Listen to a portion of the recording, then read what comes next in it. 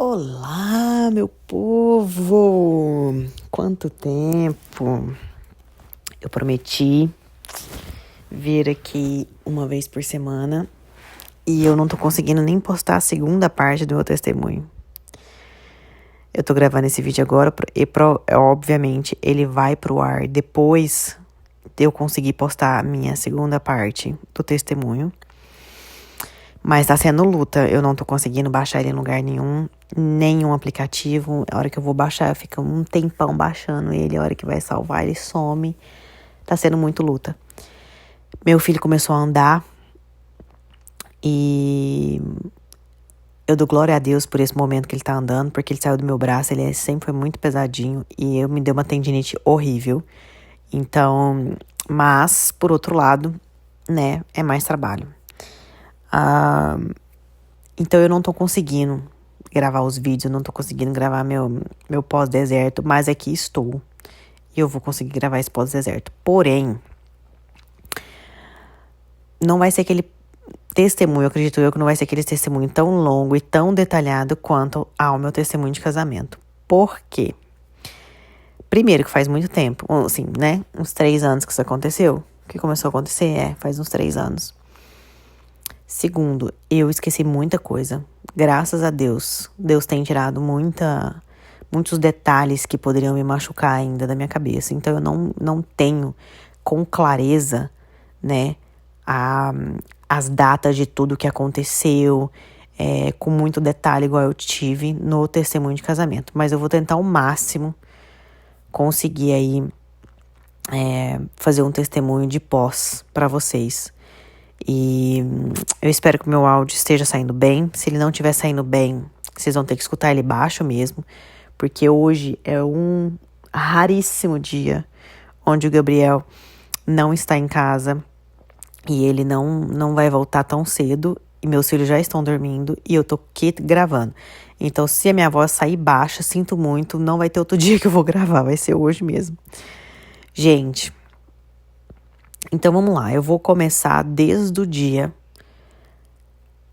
quando ele me pede pra voltar, lá em Tuiutaba, na minha cidade, tá? Ele me pediu pra voltar, a gente saiu pra jantar, igual eu conto no meu testemunho.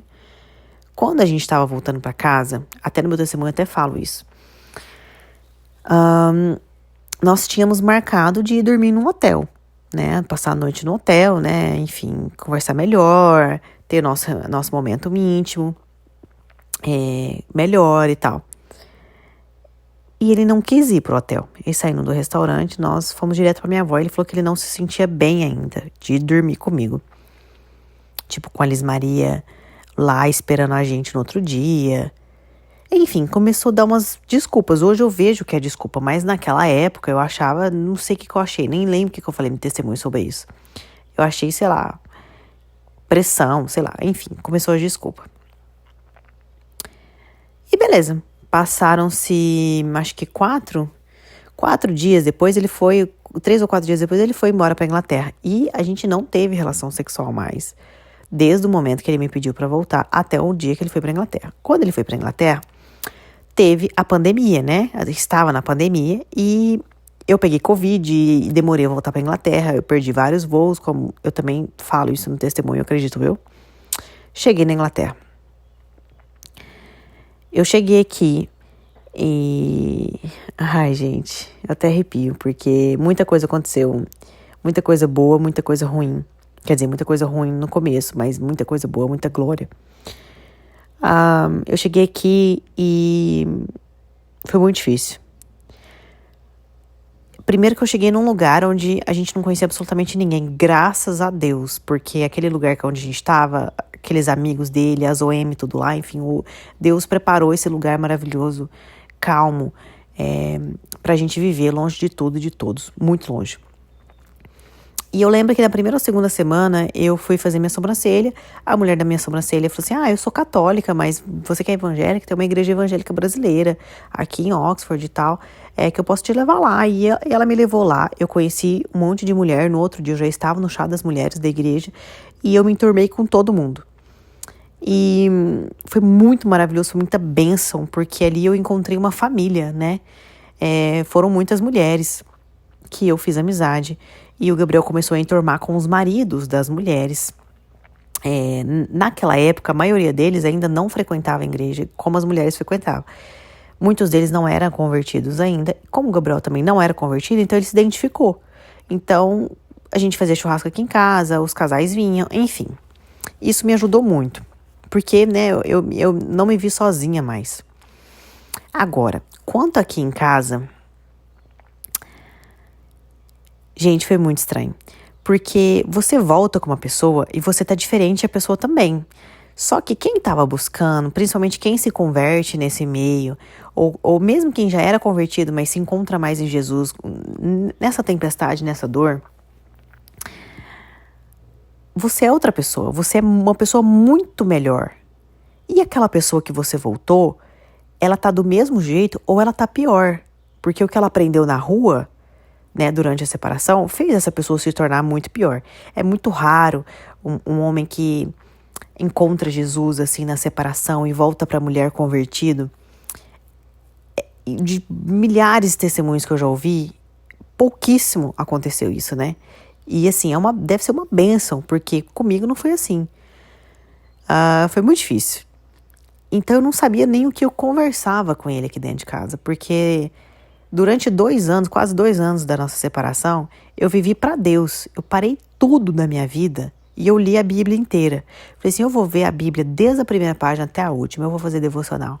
Eu vou me dedicar 100%, porque a gente escuta muitas vozes de religiões, de caminhos de cada religião. Por exemplo, na evangélica tem, né, o pentecostal, a batista, o universal, tem tudo. Então, são tantas vozes do que você pode ou não pode fazer que eu tirei aquele momento da separação. Eu aproveitei que eu estava no Brasil e eu me dediquei 100% a Deus. Para eu descobrir o que era certo, o que era errado, o que era religiosidade, sabe? E eu descobri muita coisa, mas descobrindo muita coisa, eu amadureci muito também, espiritualmente falando. E o Gabriel não. O Gabriel, ele estava pior, né? Que ele estava completamente encarniçado do mundo. E além de estar pior, eles voltam assustados. Porque eles não casaram com uma evangélica convertida. Eles casaram com uma mulher do mundo, né?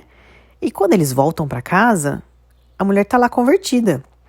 O que eu vejo muito, até vi muito no grupo também, eu vi muito depois em testemunhos até do homem, é que quando ele volta para casa, é uma mulher completamente diferente, e além de ser diferente, é uma mulher evangélica séria, certa, correta, o que ele não estava esperando.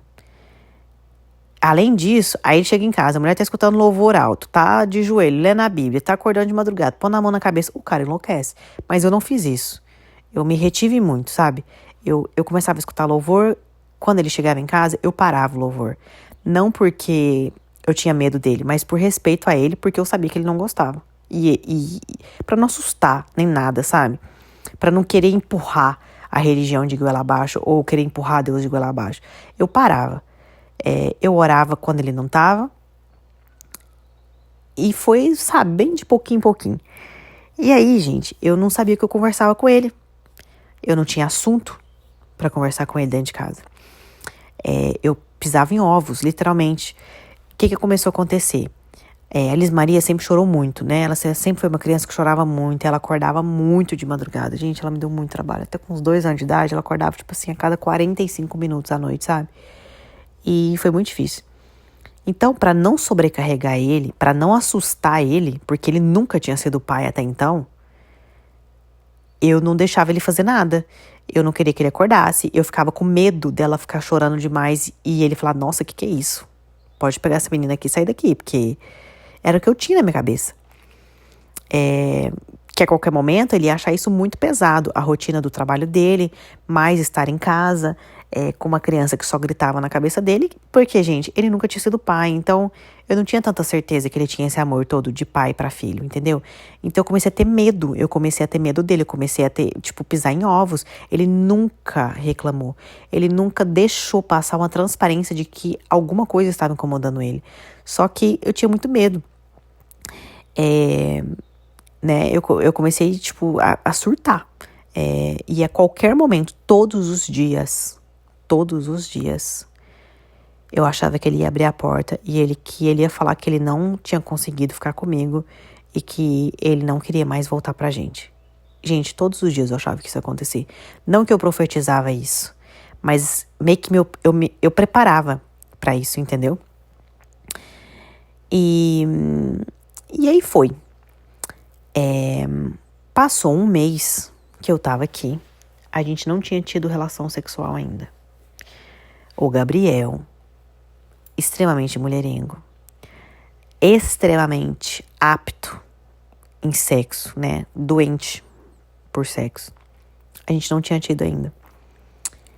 E tudo bem. Aí um dia eu mandei uma mensagem pra ele, porque eu descobri que a gente não conseguia conversar cara a cara. Porque, primeiro, que ele odeia conversar. E segundo, que ele sempre fugia. E eu descobri que mandando mensagem pra ele, dava esse tempo pra ele raciocinar na resposta e me responder. E um dia eu mandei mensagem pra ele perguntando se estava tudo bem. E ele me respondeu falando que tava, só que eu precisava ter paciência, porque era muito difícil. Aí eu lembro que essa mensagem ele ainda me mandou assim: hoje, por exemplo, eu estava no campo pegando um cavalo e eu lembrei da OM, da outra OM que ele tava, né?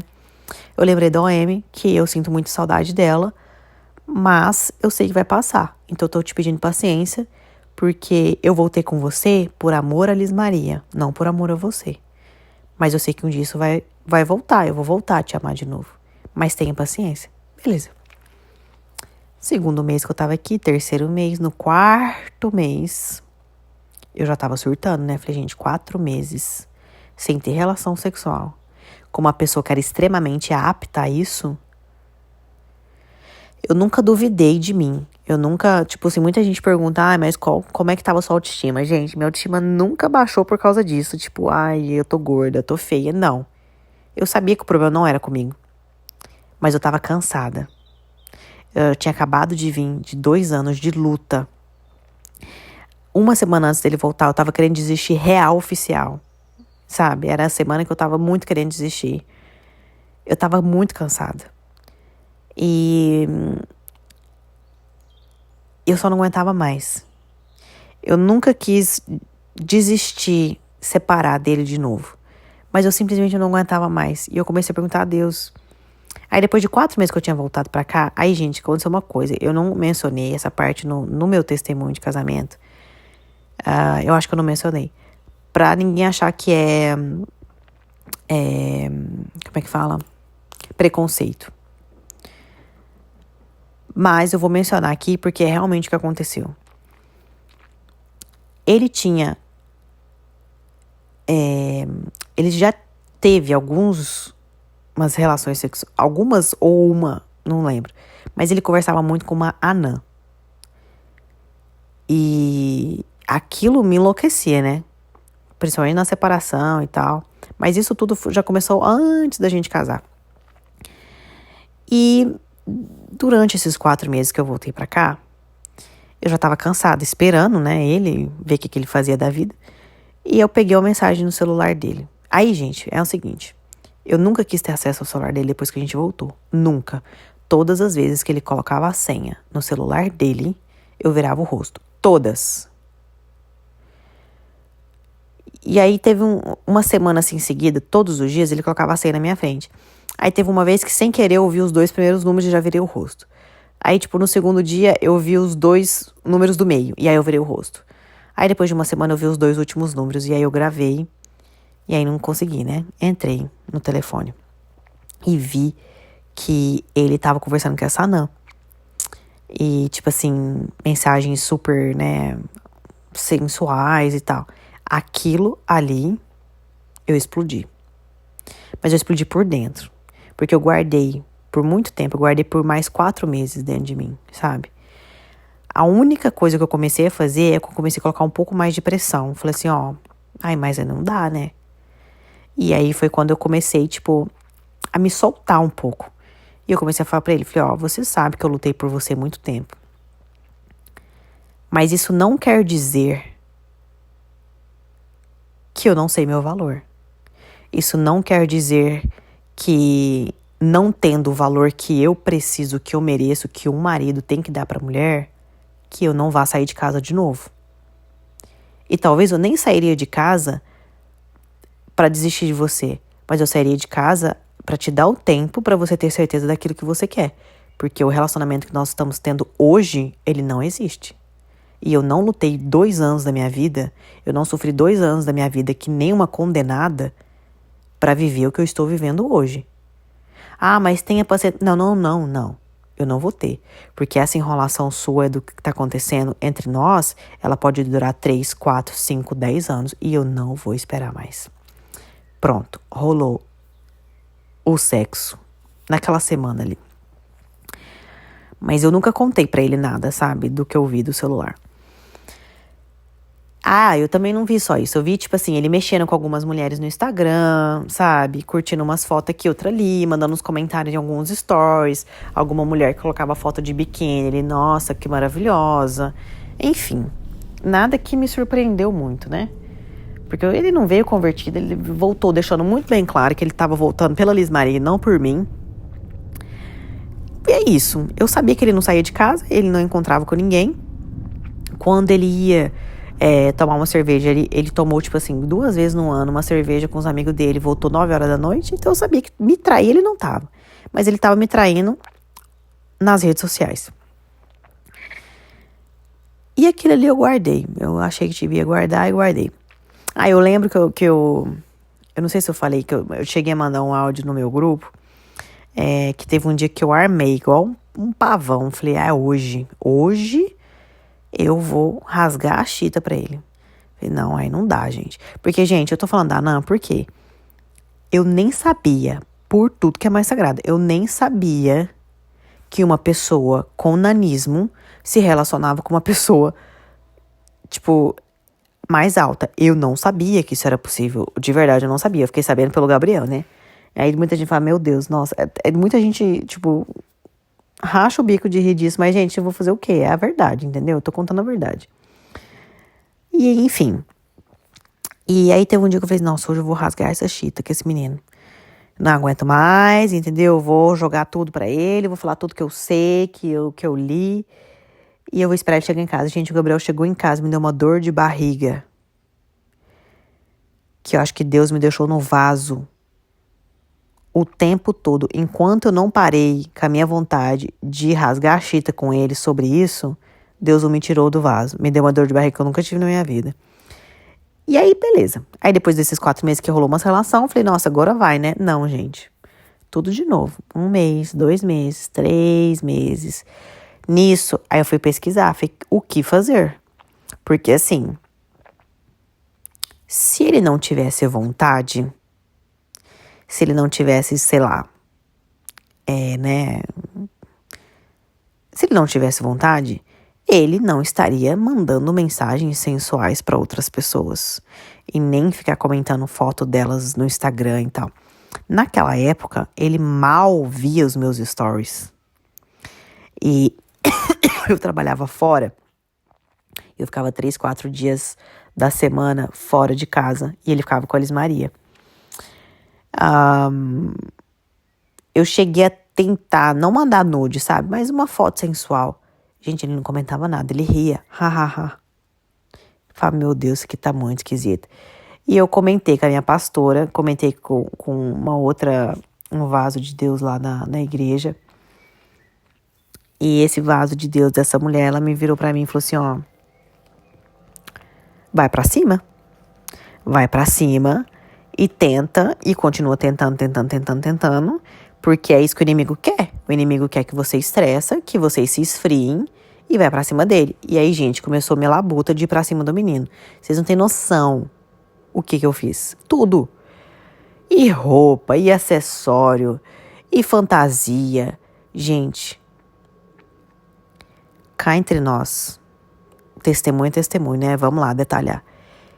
Eu chegava a ficar assim, ó, de roupas íntimas em cima dele.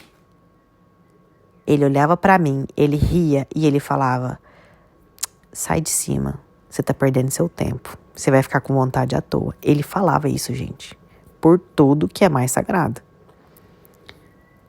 Aí ele só ria, gente. E não é que o negócio não levantava. Ele simplesmente não deixava eu encostar nele. Não é que a gente tentava. Não, ele não deixava eu encostar nele. Vocês estão entendendo o que eu tô falando?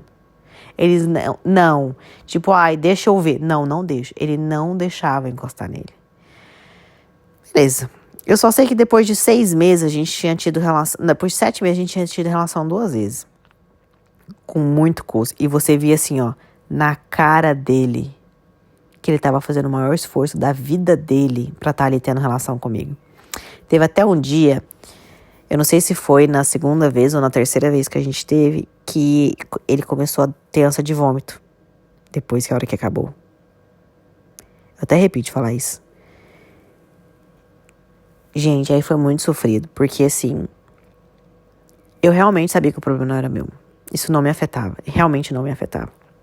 Não que a minha autoestima é linda, maravilhosa, mas eu sabia que o problema não era meu. Porque se fosse comigo, teria tido esse mesmo problema antes da separação. Querendo ou não, foram só 2 anos, não foram 10, entendeu? Só que eu também sabia que a gente ia acabar separando de novo por causa disso. Ou eu não aguentar, ou ia chegar um momento onde que ele ia falar que ele tentou, mas não conseguiu. Por isso que a cada momento eu achava que ele abria essa porta falando que ele não conseguia. E assim fomos empurrando com a barriga por 1 ano. Quando foi em novembro de 2021, isso foi quando a gente já tinha 1 ano que a gente tinha voltado. Só um detalhe, o logo do trabalho dele, quem fez o logo dele foi uma das OM, a que inventou que estava grávida. E eu odiava esse logo dele justamente porque ela tinha feito esse logo dele, entendeu? Eu sempre pedi, depois que a gente voltou, eu pedia muito educadamente que ele trocasse esse logo dele por causa dela. Vai que ela tinha feito uma macumba com ele, sei lá. E ele ria e falava que eu ia me acostumar com esse logo. Tipo, gente, falando na chincha mesmo, cagando, porque eu estava pensando, sentindo, sabe, cagando. E, ok, aí antes dele ir pro Brasil, só uma coisa. Quanto a Deus, as coisas de Deus e tal, eu falava bem aos poucos, sabe? Mas bem assim, ó, aos poucos mesmo. Alguma coisa que ele me perguntava, ou a gente tava, sei lá, jantando ali fora no jardim de casa, e aí eu lembrava de alguma coisa, alguma visão que eu tive, alguma coisa assim, eu ia contando pra ele do que já tinha acontecido, eu ia contando, tipo, muito aos pouquinhos, sabe? Eu nunca empurrei nada pra ele. E aí ele foi pro Brasil. Ele foi pro Brasil em novembro de 2021. Ele foi a trabalho. Ele foi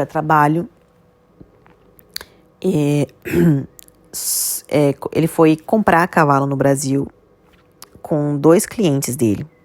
Como ele conhece onde vende. É a mesma coisa lá do testemunho, né? Entendeu? Vocês já sabem a história lá dos cavalos. E ele foi lá pro sul de novo comprar cavalo com esses 2 clientes dele. Os clientes dele, gente, tinha 25 anos de idade, milionários. Aí vocês já viram, né? Eu tava casada com um cara que não tinha relação sexual comigo, onde ele tinha acabado de sair do mundo, não era convertido. Ele falava pra todos os cantos do mundo escutar que ele não acreditava na Bíblia, que a Bíblia foi feita por homens. E ele estava indo pro Brasil ficar 2 meses com 2 caras de 25 anos, milionário. E vocês já podem imaginar o que deve ter acontecido, né? E as primeiras 2 semanas, até então, ele nunca tinha falado eu te amo pra mim. Ele sempre deixou muito bem claro que ele tinha voltado comigo pela Liz Maria. E ele foi. As primeiras 2 semanas foi tudo bem, ele me mandava mensagem. Eu tô fazendo isso, fazendo aquilo, agora eu vou jantar com meus clientes. E agora eles querem jogar isso, querem fazer não sei o quê. Aí, beleza. Na 3ª semana foi diminuindo as mensagens. Na 4ª semana foi diminuindo as mensagens. Eu sei que na 5ª semana eu falava com ele assim, ó, 1 vez na semana. Ele não ligava nem pra falar com a Liz Maria, nada. E eu conheço meu marido, né? E eu com o meu FBI ligado, Eu entrei na boate, mas... Ah, não. Aí teve um dia que eu liguei pra ele.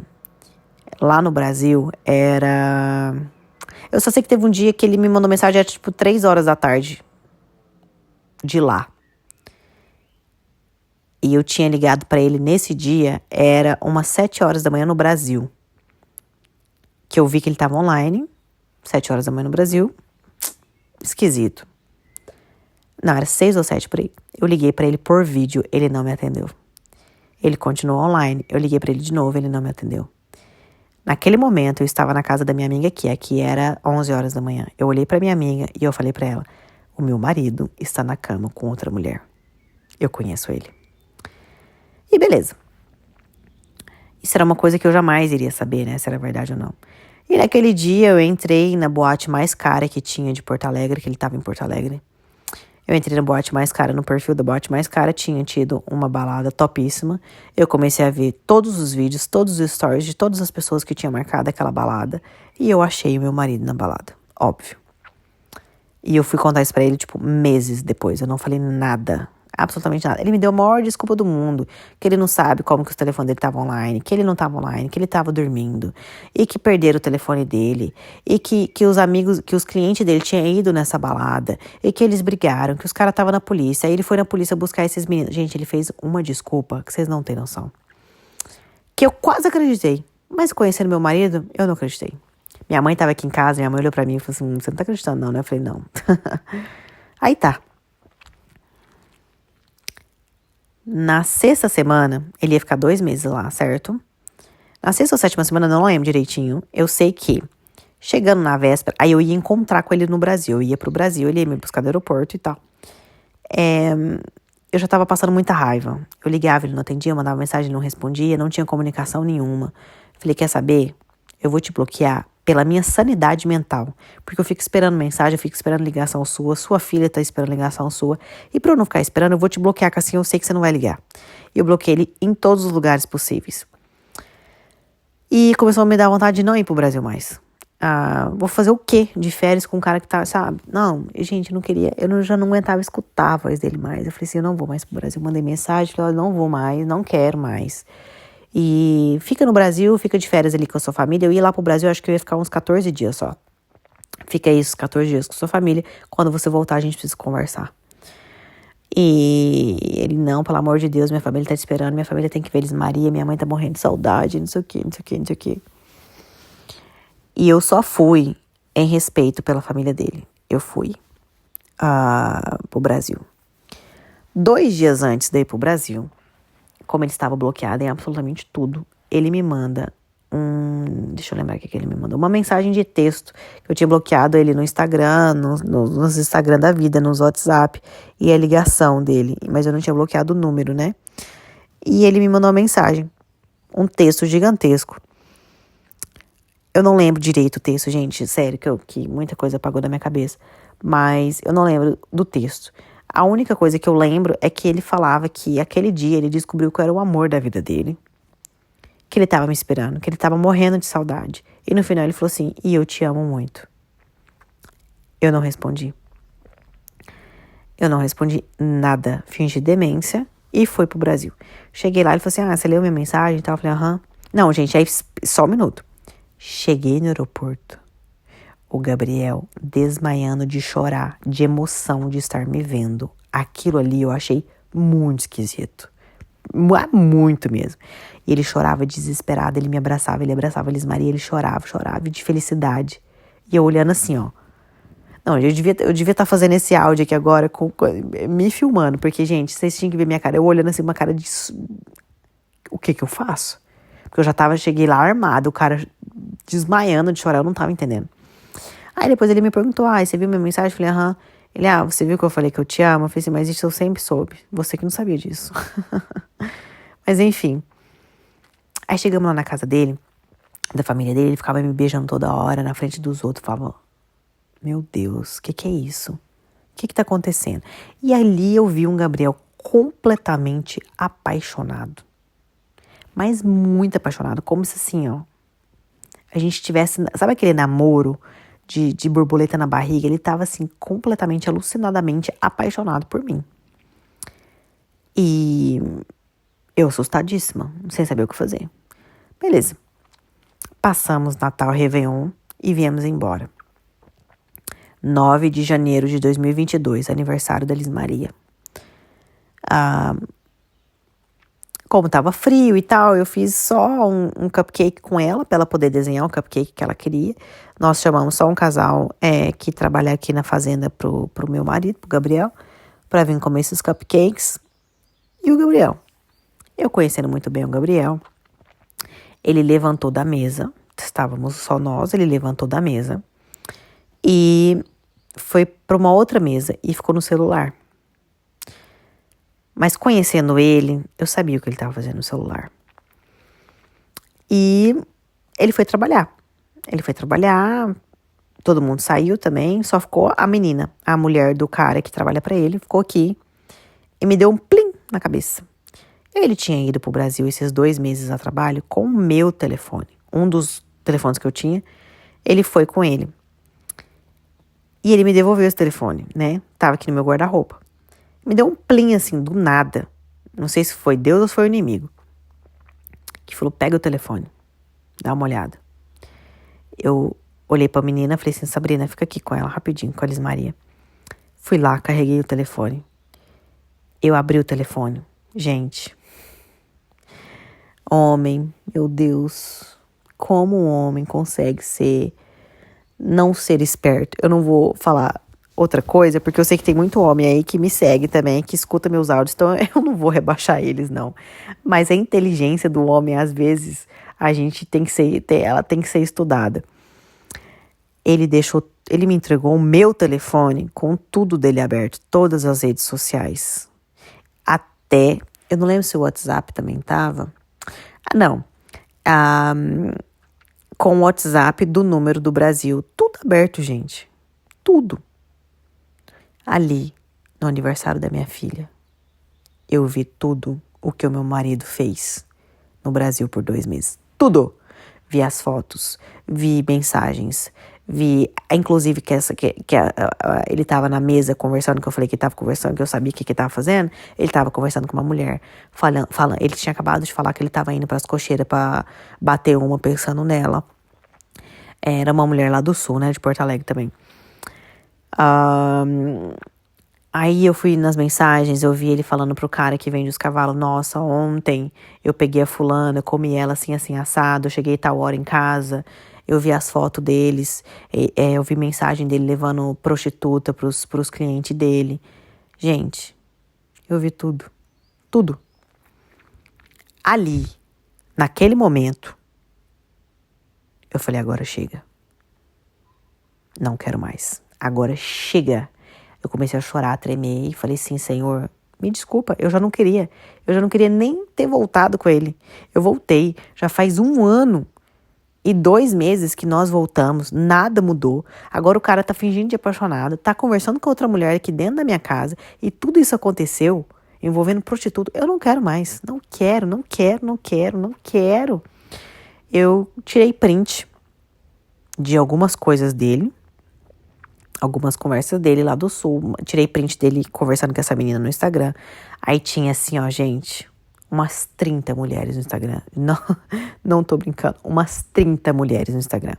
Quanto à relação sexual, quando ele se viu apaixonado. Aconteceu, mas não aconteceu. Por quê? Assim, aconteceu algumas vezes, mais do que 2 vezes em 7 meses. Mas o tempo foi pouco, né? Que foi aí Natal, Réveillon e os 10 primeiros dias de janeiro. Lá no Brasil, a gente estava no mesmo quarto que a Liz Maria. Então, acabava que a gente não fazia, né? Muito. E quando fazia, não era lá. Então, não aconteceu muito. E aqui, começou a rotina, começou não sei o quê. E é cansaço, papapá, e eu acabava que não fazia também. Normalmente, tipo, sei lá, toda semana. Eu não lembro a frequência, mas eu sei que deu uma mudadinha, mas nem tanto. E aí eu tirei print da conversa que ele tava tendo com a mulher aqui dentro da minha casa. Tirei print de algumas coisas mais relevantes que eu tinha visto. Eu mandei Não, mentira. Eu filmei com o meu telefone, esse outro telefone. Filmei tudo que eu tava vendo. Em tempo real, gente, ele conversando com a menina. E ele apagando a conversa, que eu tava vendo tudo, tava aberto. E eu filmei isso. E eu mandei pra ele, no WhatsApp dele. E eu só mandei e falei assim: hoje, quando você voltar pra casa, não faça nenhum escândalo, porque a nossa filha não merece se lembrar que um dia do aniversário dela teve algum escândalo. Mas você vai fazer as suas coisas e você vai sair dessa casa. Até eu decidir o que eu vou fazer da minha vida. Ou se eu vou embora pra Suíça, ou eu vou embora pro Brasil.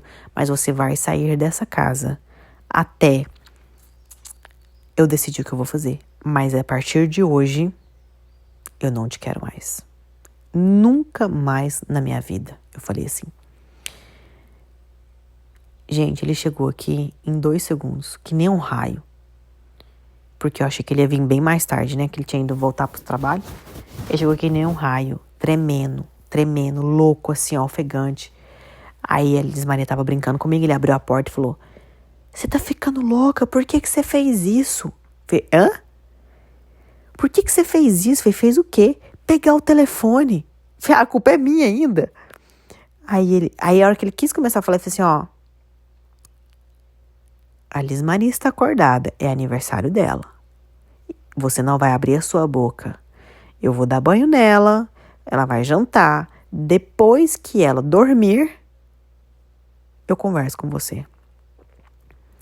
E assim foi, gente. Foi assim, umas 3 horas. Um silêncio total. Ele morrendo, né?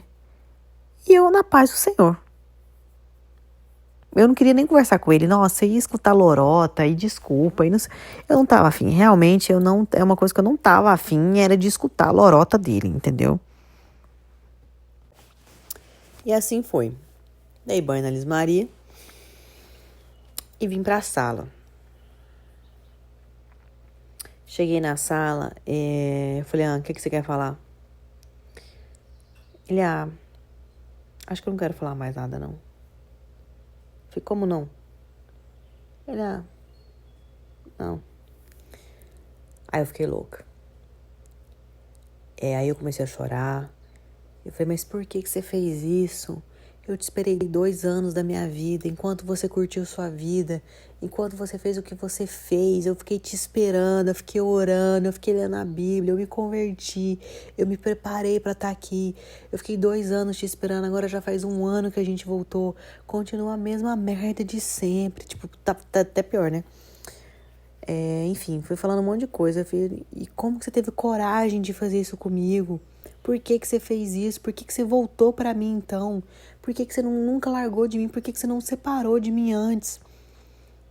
Aí ele olhou pra mim, ele falou assim, você quer realmente saber por quê? Eu vou te contar. Eu quero que você senta aqui.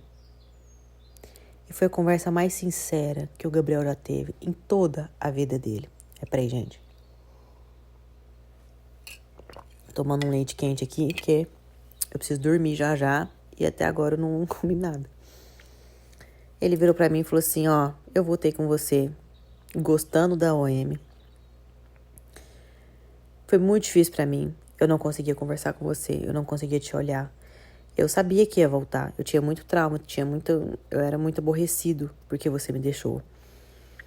E foi muito difícil ter que voltar pra casa todos os dias e conviver com você. Mas eu sabia que uma hora ia passar. E eu tava fazendo isso pela Liz Maria. Pra mim é muito feliz ver ela crescendo comigo, do meu lado. Mas tava muito difícil. E quando eu fui pro Brasil, com os meninos, chegou lá, a gente começou a sair. E eu pensei, bom, eu e a Natália, a gente vai se separar. E ele falou assim, quando eu decidi voltar com você, eu jamais voltaria atrás em desistir ou separar de você. Mas eu sabia que uma hora você não ia aguentar e você ia largar de mim. Então, eu pensei, já que ela vai largar de mim, vou aproveitar meu momento aqui do Brasil. E eu aproveitei o meu momento como se eu tivesse solteiro. Eu aproveitei muito. E a última mulher que eu comi, ele ficou com essas palavras. eu deixei ela em casa e fui pro hotel. Acho que ele tava numa fazenda, sei lá. E ele dividiu um quarto com um cara que trabalhava na fazenda. E eu cheguei, dormi, e no outro dia eu acordei e eu tava muito mal. Eu acordei com muita dor de barriga. Muita dor de barriga. E eu não sei porquê, e eu não sei como, mas eu acordei completamente apaixonado por você. E foi esse dia que eu mandei um e-mail pra você. Mensagem pra você, falando que você era a mulher da minha vida. Eu não sei o que aconteceu. Eu não sei o que aconteceu. Naquele dia eu comecei a desabafar com um cara que tava dividindo o quarto comigo. E ele começou a me contar a burrada que ele fez de ter largado da mulher dele, de como que era a vida dele longe da filha dele. E aquilo ali foi revirando meu estômago cada vez mais. Eu tive cada vez mais certeza que a melhor escolha que eu fiz foi ter voltado com você e que agora eu ia te honrar. Aí eu falei, mas então por que você estava conversando com uma mulher aqui hoje dentro da minha casa? Aí ele, isso eu juro por tudo que é mais sagrado que eu não sei te responder. Eu não sei se é um vício, eu não sei o porquê, mas tudo que eu tava falando pra aquela mulher, você acha que eu tava indo pras cocheiras pra bater uma pensando nela? Jamais. Eu não sei se é o vício, eu não sei se é esse negócio de ter minha autoestima lá em cima, porque a gente, né, não tava acontecendo muita coisa entre a gente. Eu não sei, eu realmente não sei. Mas a partir de hoje, eu faço o que for preciso pra você me perdoar. Aí eu olhei pra ele e falei assim, eu não tenho vontade nenhuma de te perdoar. Aí ele falou assim, tudo bem, eu espero o tempo que for preciso. Aí eu falei assim, não tem como você esperar o tempo que for preciso. Eu vou te tratar mal demais até eu conseguir. Eu não consigo mais, eu não quero. Aí ele falou assim, não, eu espero o tempo que for preciso. Você pode me dar a patada que você quiser, você pode me tratar do jeito que você quiser, porque eu sei que isso vai ser só uma consequência de todas as atitudes que eu tive. Pode demorar o tempo que for, mas dessa casa, nem eu, nem você sai daqui. Eu entrego o meu business na sua mão. Você agora pode ser diretora do meu business, do mesmo jeito que eu. Eu troco o logo que você quiser. Eu faço tudo o que você quiser. Mas você não separa de mim. Um dia eu consegui te perdoar, porque você me deixou. Agora você vai conseguir me perdoar também. E eu fiquei em choque, né, gente? Aí ele falou assim, eu entrego minhas redes sociais na sua mão, eu entrego o celular na sua mão, eu coloco um GPS em mim, um GPS no meu carro, o que você quiser. Eu nunca mais na minha vida viajo a trabalho sem você. O que você quiser. Mas eu não vou deixar você embora. Aí eu falei assim, ó, eu preciso dormir. Preciso pensar, preciso dormir. E ali eu fiquei 4 dias pensando o que fazer. E ele assim, ó, na dele, me dando meu espaço, não conversava, não me pedia, não fazia nada. Eu sem conversar com ele também. Depois de 4 dias, eu tive muita certeza que eu não queria mais. Que eu não ia conseguir perdoar ele. E que conhecendo ele, isso poderia acontecer milhares outras vezes. E tudo aquilo que ele estava me falando era lorota de homem que foi pego em traição. E que eu não queria. E aí eu falei pra ele, falei assim, você me desculpa, mas eu não quero. Eu não quero te perdoar, eu não quero ficar com você, eu não vou conseguir perdoar. Que bom que você me perdoou um dia por eu ter te deixado, mas eu não quero e eu não vou te perdoar. E eu tô indo pra Suíça. Mandei uma mensagem pra minha mãe, contei tudo pra minha mãe. E falei, mãe, eu preciso ir pra sua casa, senão eu vou enlouquecer. Eu falei, estou indo pra Suíça hoje à noite. Aí ele falou assim, tudo bem, não tem problema.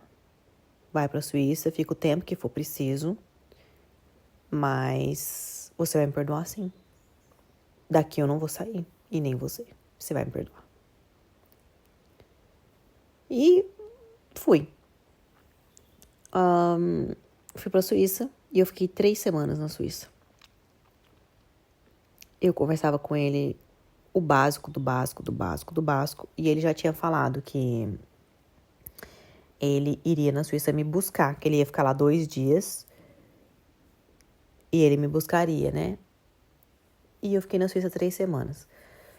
Eu fiquei na Suíça 3 semanas. E assim, eu não perguntei pra Deus hora nenhuma se o Gabriel estava falando a verdade, que agora eu podia confiar nele, se ele realmente estava apaixonado agora ou não. Eu não perguntava porque eu tinha medo da resposta de Deus. Eu tinha medo de Deus falar que era para eu acreditar nele ou que era para eu confiar, etc. Entendeu? E eu não queria. E ali foram 3 semanas. Aí, gente, eu fui correr. Correr na rua. Comecei a correr. Deu 200 metros. Gente, juro. 200 metros que eu tinha corrido. Eu tropecei numa pedra e caí. Só que não foi uma caidinha. Gente, eu levei um tombo que eu nunca caí daquele jeito na minha vida. E eu quase desmaiei. Eu caí de peito no chão, né? E eu fiquei muito zonza na hora. E na hora que eu sentei, eu olhei para os lados, assim, não tinha ninguém. Eu queria muito alguém que me levantasse, porque eu tava muito tonta. E quando eu olhei e não tinha ninguém, a única pessoa que eu queria que tivesse ali para me levantar era o Gabriel.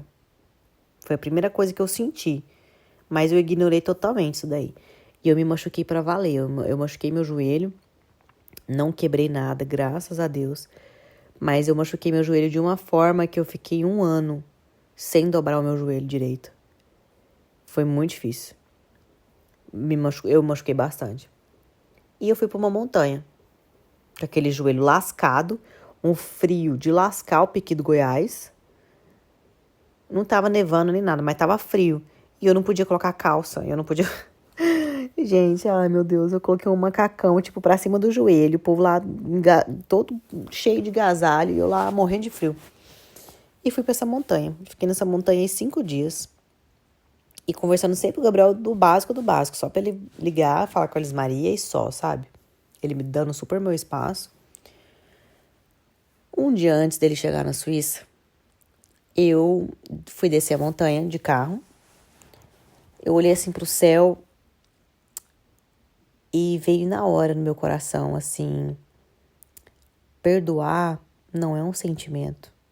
Se você veio pra cá pra fugir, igual todas as vezes você faz, você tem que parar com isso. E você vindo pra cá pra tentar ter um sentimento de perdão pra ele, você não vai conseguir também. Porque perdão não é sentimento, perdão é uma decisão. E você tem essa escolha. Ou você perdoa, ou você não perdoa. Mas você não vai acordar da noite pro dia com vontade de perdoar ele. Você tem que tomar essa decisão. Eu cheguei em casa e perguntei pra Deus: Senhor, o que o Senhor acha disso tudo? Isso aí é papo de homem que foi pego em traição, ele vai fazer de novo. O Senhor, mesmo que o Senhor não queira que eu desista do meu casamento, mas o Senhor queira que eu separe dele, pelo menos por agora, até ele colocar a cabeça no lugar, o que o Senhor quer que eu faça? Abri a Bíblia. Ai, gente, Deus é incrível, né? Olha a palavra que ele me dá. Perdoai-vos uns aos outros, assim como eu vos perdoo. Por isso que eu não tinha aberto a Bíblia até então. Porque eu sabia que ele ia me dar uma resposta boa e eu não queria ouvir ela. E ali eu decidi perdoar o Gabriel. E aí o Gabriel chegou no dia seguinte. Foi super legal. Foi só 2 dias, foi super corrido, mas foi super legal e tal.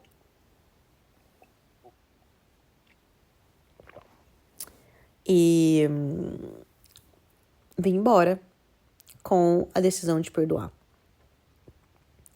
E aqui, dessa decisão, nós começamos nossa vida de casal, de restauração.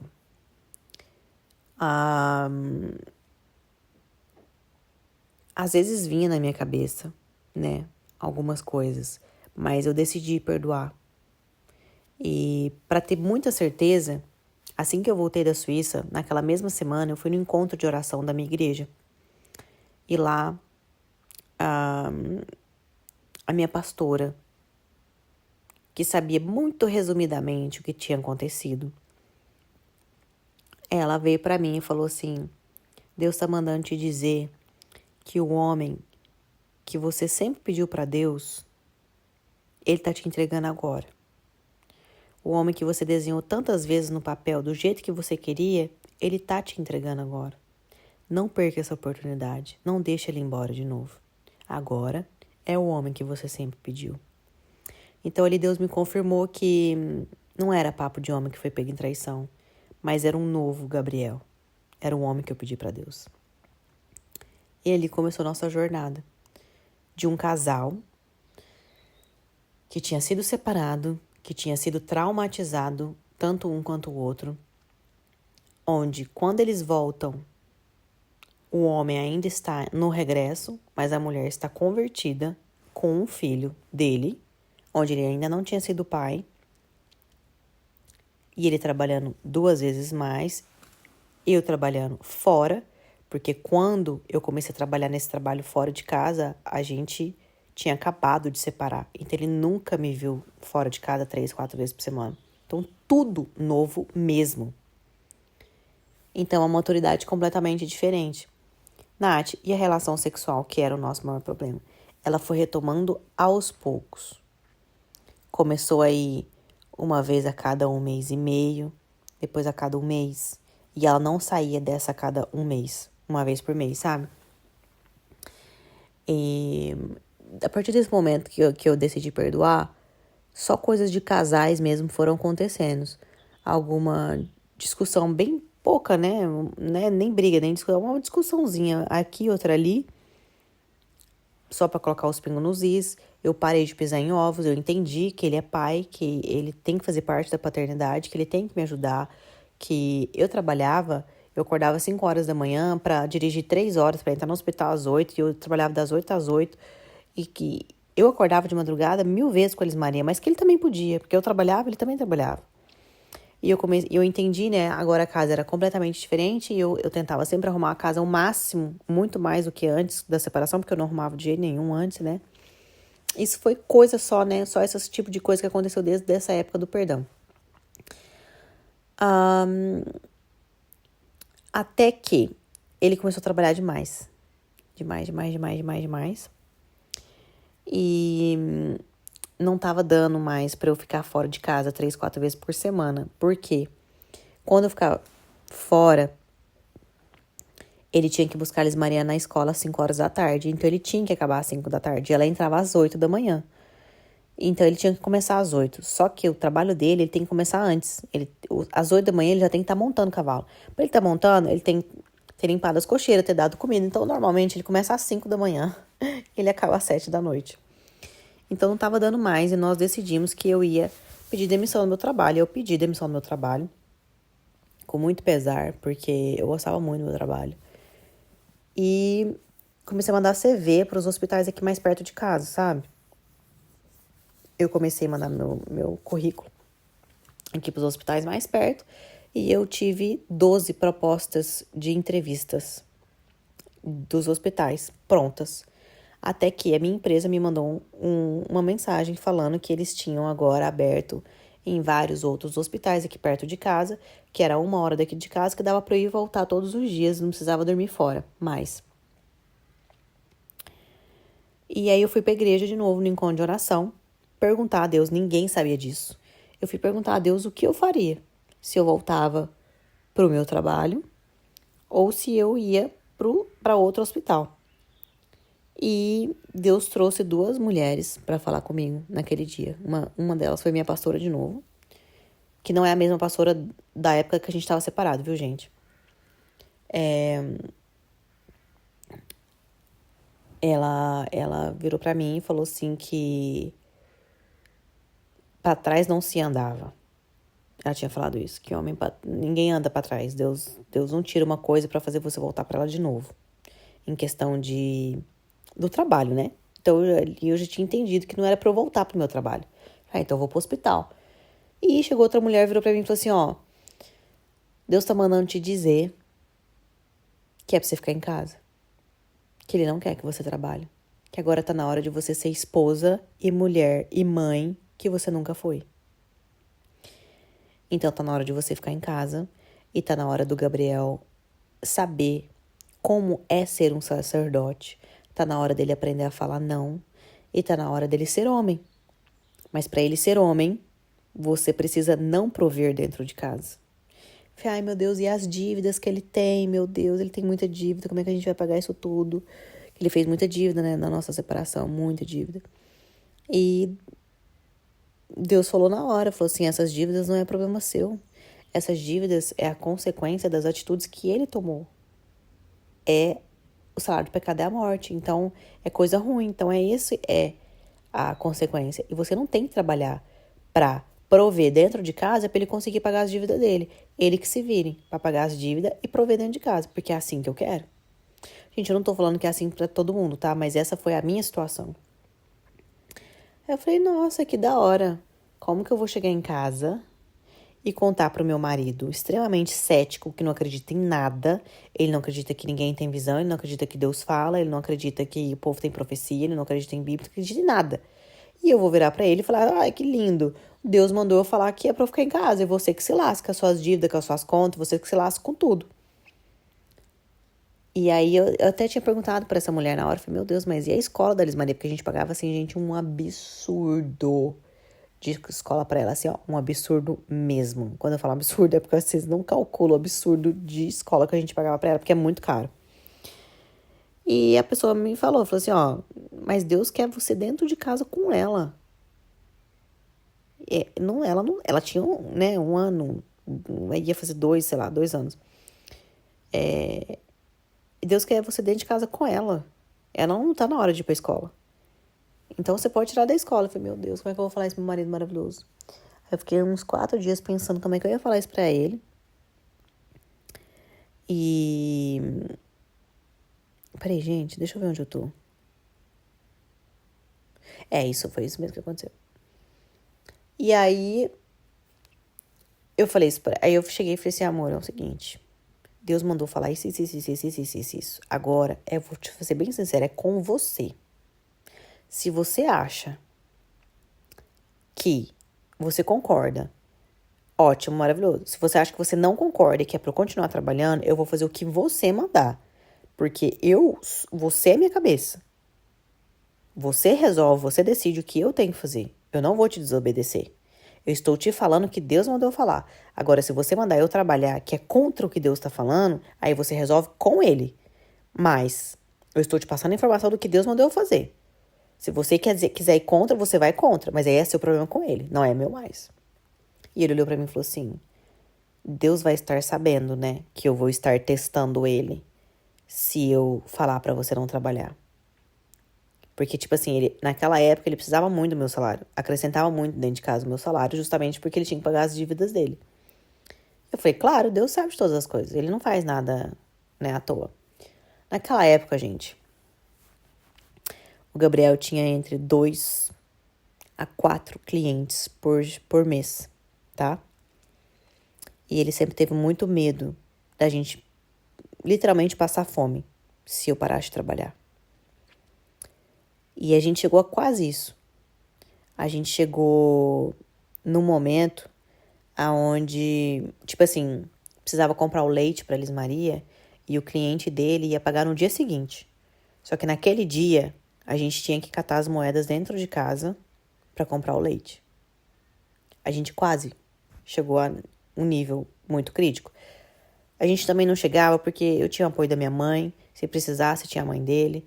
Mas a minha mãe, né, por eu ser filha única, minha mãe sempre estava ali ajudando. Mas se precisava, assim, de um dinheiro, de um montante maior para comprar, sei lá, precisava trocar o carro, alguma coisa, minha mãe sempre ajudou.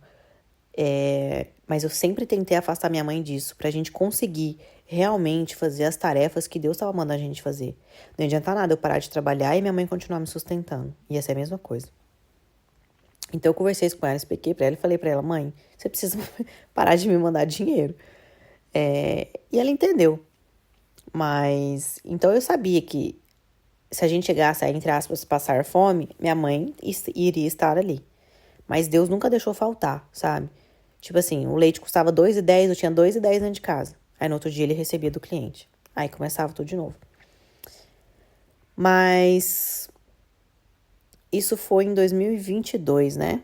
Isso foi em abril de 2022, onde aconteceu isso. E nós decidimos que eu não ia fazer nem as entrevistas. E eu não fui trabalhar mais. E aí passou algumas provas, né? Quando foi em outubro do ano passado, o Gabriel chegou a ter 11 clientes por mês. E eu perguntei pra ele, falei, e aí, Deus passou no teste? Porque ele nunca precisou do meu dinheiro.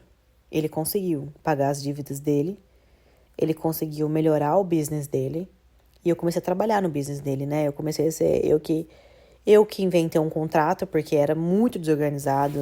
Ele não sabia que cliente tinha pagado, qual que tinha pagado, como. Ele não sabia o que ele tinha que fazer, que cavalo que chegava, que cavalo que saía. Ele não sabia de nada. E eu coloquei tudo em ordem. Eu fiz um contrato, eu que converso com os clientes, até hoje assim, eu converso com os clientes, eu que sei os cavalos que chegam, os cavalos que saem, quanto tempo que falta, o cavalo que tá doente, o cavalo que tá solto, o cavalo que tá preso, que ele comprou pro fulano que não pagou, sabe? Eu que sei tudo. E de 2 clientes passou para 11. Então, realmente ele nunca precisou. Ele nunca precisou do meu salário. E Deus honrou muito. Muito com a palavra dele mesmo. E foi aí que a gente começou a aprender. O Gabriel começou a aprender a ser sacerdote porque ele sempre foi muito manso comigo, né? Eu sempre fiz tudo. Eu que era o homem da casa, praticamente. Então, eu me vi da noite pro dia nas mãos do meu marido mochibaço, onde eu tinha que pedir para ele dinheiro para comprar leite. E eu quis morrer com isso. Porque, por exemplo, a minha cunhada tem loja. Ela me mandava foto de uma saia. Eu quero essa saia nas 3 cores. Aí, quando eu falava isso, eu lembrava que eu não tinha mais meu dinheiro. Era o dinheiro do meu marido, Mushiba, que ele jamais ia me dar dinheiro para comprar 3 saias. Do mesmo jeito, só que de cor diferente. Então, eu ia lá e não comprava nenhuma. Então, eu aprendi a guardar, a economizar, a cuidar da casa. Eu aprendi a ser mãe, eu aprendi a ter mais paciência. Eu aprendi a não depender de coisas externas, por exemplo, a não depender de ninguém, não depender de escola. Eu tive que conviver com a Elis Maria de uma forma que mais pra frente eu vou entender por quê, tá? Eu vou chegar lá ainda. Eu não tinha muita paciência com ela, eu gritava muito com ela, eu ficava, meu Deus, eu ficava desesperada. Ela gostava demais de chorar e aquilo ali me irritava demais da conta. E o Gabriel começou a aprender a ser sacerdote, a ser provedor, a falar não pra mim, né, a ser mais mão firme. E é isso. Isso foi a nossa vida até no final do ano passado.